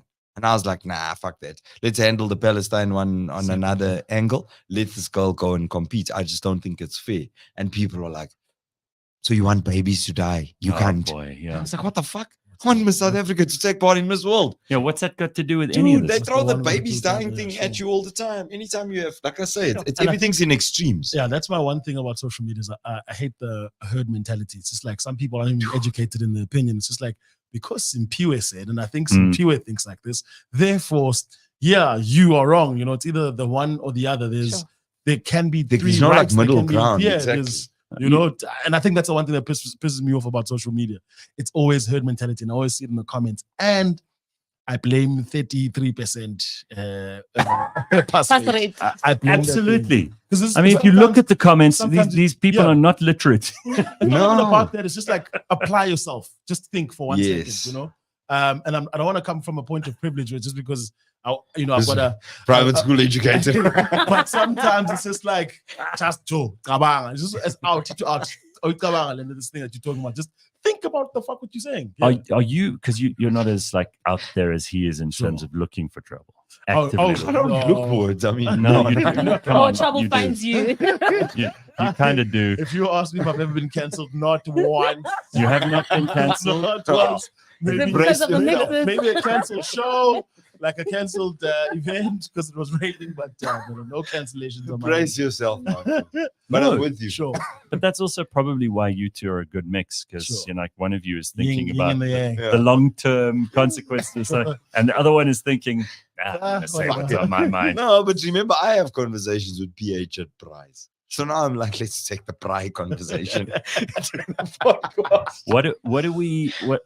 What sort of stuff do you think South Africans are still not ready to talk about? Because you mentioned like sex, drugs, rock and roll. You talk about politics. You talk about, there's so many issues that people will have those conversations at Prize, but they're not prepared to have them publicly. You are. Yeah. You are. Sure. What sort of thing? How long is a piece of string? Where do I start? No, we'll go. You know what? The funny thing is, as a podcast, we can talk as long as we want. How long is a piece of string? There's a million conversations, and it goes back to some part. It goes back to education.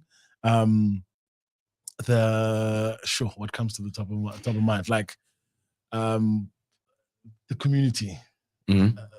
They call it the alphabet gang. I'm just like, the LGBTQIA+. That community. All right, Gareth.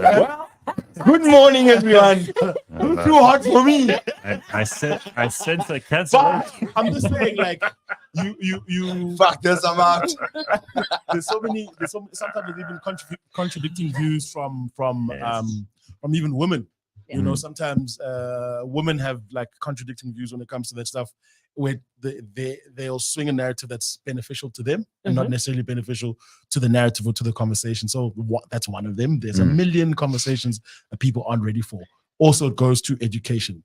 Or at least when I say education, is a knowledge of whatever it is that you're talking about. Yeah. But I also think we should be allowed to have the discussions. I think one of the other limiting factors of, let's call it old school platforms, is that if we are discussing the community, we should be allowed to have the discussion, formulate our thoughts, place them on the table, And we are not, I think a lot of the time people take one thing that you said and they say, fuck you, PH, you homophobe. And then it's like, no, I was talking in the broader sense about like, what would be the best way for us to tackle this issue? I'm making an example. I'm not saying that I'm it's almost as focusing on if there are some people in the world, I don't know why they're like this, but they want to be upset by something before anything's even been said. They're looking for a place to get upset because that is how they're going to make themselves important. Sure. Yes. And listen, I don't know what you've been through in your life. You may have had a very tough childhood. You may have had some real obstacles thrown in your way. Yeah, but that's not our fucking problem. Sure. It isn't. But also, like, don't stop me from having my say, you know? Yes, and 100%. they're going to be people who are going to be talking about this. You can't go into everyone's head and shut down certain thoughts. Sure. So don't think that you can shut down people who are willing to talk about stuff. Maybe it turns out coming round in your favor anyway. Sure. Shot. But you don't allow that to happen, you're missing out on all of it. Yeah. Also, like, challenge me on it. I mean, come with, like, you know, well thought out opinions. Like PH said, kabang. Like, you can't just attack me when you haven't listened properly to what I've said. And I think a lot of the time that herd mentality creates this thing where it's like, fuck it, PH is the target. We're canceling him now. Yeah. He said this one thing out of context. You know, let's go for him. I would encourage everybody to watch the podcast in its totality. Sure. If you know what I mean, because obviously you know how it is too. Remember the last time I did this, there was a particular clip that went extremely viral. That thing got like 11 million views on TikTok. Christ. And it was completely out of context, but it was great because I did it on purpose. Sure. And it worked because that's another thing. Like, you know, anytime you touch on race, sexuality, you know, there's those trigger points, I think, for South Africans, which, like you said, what are people not ready to discuss? I would say it's more like, what do people need further discussion? What topics do people need further discussion to take place on? Well, what do you guys really care about? Because I always think it's much more interesting to find out what people are actually, what motivates them, what makes them wake up in the morning, what gives them energy. Like what is the stuff that you really give a shit about? Because South Africans are mostly, we're an angry, look, we're right to be angry. We got like no power. We are, yeah. We got no power. We're used to that now. We've got, we've got the police Speak for minister. yourself. The police minister admits that he's been working from home for the last 4 years because the building that he's meant to have his office in is just so shit he won't go, but the rest of them must. Yeah. You know, these are the kind of people we're talking about. He's probably busy running his taxi business more than he is policing, but that conversation for another day. What do you care about, PH? Because you seem to me to be like the sort of guy who has some serious passion about a bunch of very for me, progression, upliftment. I'm a very soft guy. I might be this big guy, but I believe in uplifting others. I believe in progression in terms of, if I'm the one who's going to break barriers, let me be the one who takes the stress so that the next guy doesn't have to go through the bullshit. A simple thing of like, if I can't be the only one who's doing well. My friends need to do well, or my community needs to do well, or my extension needs to do well. So those, it sounds whack, but to me it means something. But it's important. Yeah. Like, I think there's something, like you mentioned, the minister. I think thinking that I could take out of like how a lot of our officials conduct themselves is that it's like a very me attitude, and it's like, yo, there's another generation of people that are coming up.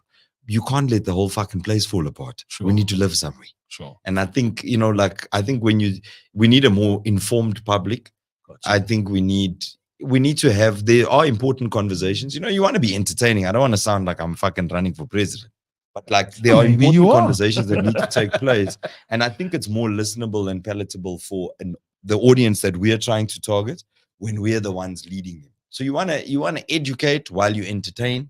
And you want to entertain while you educate. But that sort of fearlessness, that you can't be bang. You understand? You've got to come through because somebody's got to do it. Otherwise, what the fuck? We're all just going to we're all just going to work from home while we get paid. That would be fantastic. And I know you are very interested in like what's happening in the rest of the world too. Yeah. I mean, it's a big thing. You and I often will have conversations about American politics and how senile Joe Biden is. Did you get my MAGA hat? My Make America Great Again. Sorry, Careful man. now, because you know, immediately people are like, he's a Trump supporter. We can't listen to him. Fuck him. Yeah, exactly. Sorry, my trauma just kicked Yeah. in. I just realized there's no fucking ads, there's no countdown. Don't worry, relax. So Play a song, play a song. So let's let people know what's happening here. So essentially, there is a new platform which is going to be born out of cliffcentral.com. This is going to be called The Real Network. Yes. It will be the home of all of these kinds of programs. We're going to have lots of other shows coming up as well. But we're starting off, our flagship is going to be DJ Warras, DJ PH. Yes. These two gentlemen are going to be running things on their show their way. They're doing it for the next generation of innovators.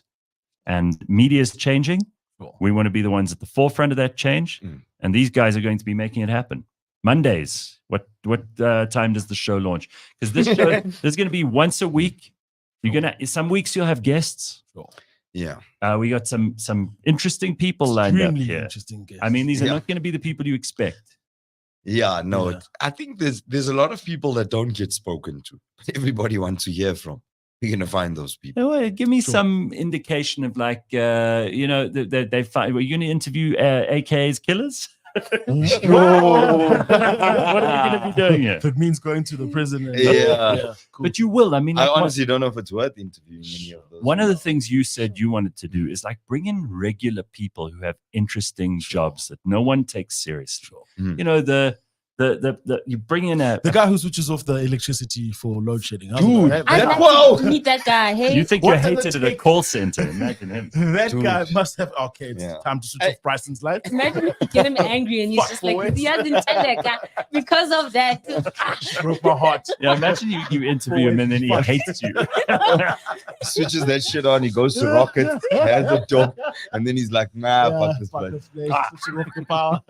But you spoke about like people who, you know, the woman who packs the bags at the shop. Sure. The prostitute on Oxford Road is there at 3 a.m. in the middle of winter, who's freezing. Now, these are the kind of people who nobody hears from, and they all make the economy run. They do. They're all part of the ecosystem. Yes. I'll say something. I've always respected everyone in the space that I'm in when it comes to the nightlife. The person cleaning the toilets is equally as important as the DJ. Without clean toilets, your place is fucked. You know that without for a fact. without security, you know, anything could go wrong. Without, you know, the people who aren't given this the freedom or the glorified platform to boom are equally as important as the people who are booked and put yeah. So it's also cool to put those people on the platform and have their opinions, you know. So yeah, definitely not just the glorified people in those platforms, but also people of every day who make sense. Yeah. And a lot of people, I think that they have stuff to share, but like, you know, why should we keep it to ourselves? Do you know what I mean? Sure. It's like, hey, bruh, really good story. Yeah, you know, I'm sure there's a lot of shit that goes down in the sell toilets them. as well. I'm saying I'm sure there's a lot of shit that goes down in the toilets as well. So I'm sure they have stories to tell. Who's the landlord, right, of that building that the police minister is complaining about? You want to speak to that oak and say, is this building really fucked? What's the story? Absolutely. Sure. You know? All right. Well, I'm extremely excited about this. We will keep you informed here and on social media. We'll tell you where to go. All the links will be in the description of the show a little bit later on. We'll play a little video for you to just whet your appetite in a moment or two. How are you feeling, Cliff? I'm How magic, keen are dude. you for the new platform? I am super excited. You know, we've been doing amazing things here at Cliff Central for 10 years. So it's been 10 years of pioneering podcasting. Well done to you. No, it's Well cool. done, It's sir. time though for And you the fucking here at 6 o'clock every morning, bro. What the fuck? Ladies and gentlemen, please note, I know. this man is under no pressure Zero. to actually be here at 6 a.m. You could actually just I could do love it. record this whole Listen, thing. the audience know that there have been moments here where I've sat here and thought, not another morning of this, but they are few and far between. And what I love about things like this and what you're going to be doing is that we have a chance to talk to everybody in this country. People come in and they comment. They all have their say. We bring in amazing guests. We learn new things. Mm. We entertain each other. We laugh about how ridiculous some of the stuff is, because it is. It is. And this is now, we're ready now to take things to the next level. Mm. And I believe that's what we're going to be doing with The Real Network. So your new show launches Monday. Yes, sir. Yes, sir. Episodes will go live. We will inform you all about that on social media. We'll tell you more in the coming weeks. It's going to be very exciting. Mash Mashinini says here in the comments, excited for the new platform. Always enjoyed his show back on 5 with Dumi. Yes, the friend. Have a friend. Shout out to me. Shout out Nomalanga. There we Those go. were my wing woman. Love They, it. they were the people who used to keep me in check, because there was a lot more in checkery that needed to take place. Didn't work, but I A mean, lot of hey, misogyny on your end. they tried. Oh boy. No Malanga hated it. No Malanga would be like, hey, Well, can't say that. the journey is just beginning, and we invite you to come along with us. It's going to be really, really fun. Simphiwe, you're excited too, because Simphiwe is going to be Yes. both behind the scenes and in front of the scenes. Yeah, I'm not going anywhere. Like, Sexy can't get new- rid of me now. Sexy new studio, all kinds of cool stuff happening. Yes. Make sure you stick to all of our different channels on Instagram, X. There's still people on Facebook. Hey, yeah, there are. Yeah, we need to TikTok. cater to our grannies, Gareth. shit. How? Do you have a Facebook page? You do have a Facebook page. Come on. Do you have a Facebook page? Karen said the other day, is like, fuck Facebook. Well, was like, fuck I don't trust Facebook. that Zuckerberg. I don't mind the Instagram because it's just pictures, but that Zuckerberg is mining our He's a data. weirdo, eh? Weird. It's fucking Very weird. strange dude. guy. Like weird looking. He doesn't weird look. behavior. He doesn't look like a normal human. Yeah. Not normal at all. At all. Not a chance. All right, we will see you Monday. He's gonna fucking shadow ban our meta page. Watch. Let's all say something nice about him, then he'll give us the. What happens when you give guys like that a chance to speak or Oh, chance to yeah, shine? chance to Do you see when he went to? Let when me he fuck went- up the world. He even drinks water like he's It's under pressure. like a lizard. Like Trump with 2 hands. All right, so much more to come. We have loads of exciting announcements for you in the next few days. Stick around. CliffCentral.com becomes the real network. Yes.